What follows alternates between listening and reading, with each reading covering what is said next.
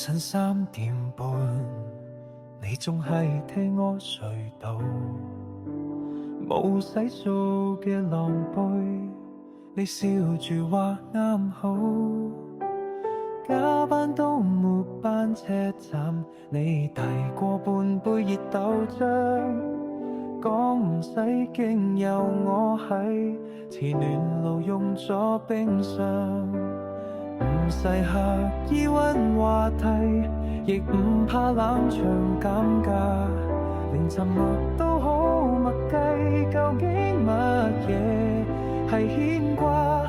可以隨時打擾嘅人啊，人生碰到一個就知足，聽過最動聽嘅說話，唔係我愛你，而係我命。明明都話我好忙，但只要係你我都得閒。呢個世界太擁擠，好彩有你嘅半盞燈。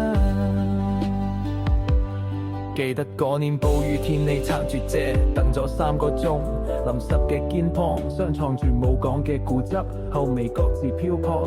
有時反倒舊上嚟，先發覺最奢侈嘅係有人陪你浪費時間。佢比話成年人嘅友誼似便利店，24小時營業，但唔使時常見面。可你仲喺分岔路口閃住熒光，講杯咗就翻頭，我永遠做你嘅退堂鼓。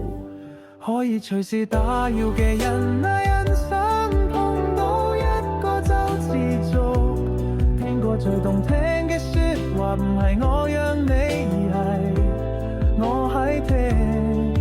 明明都話我好忙，但只要係你我都得閒。呢個人間風雪大，好彩你願意做我嘅傲然。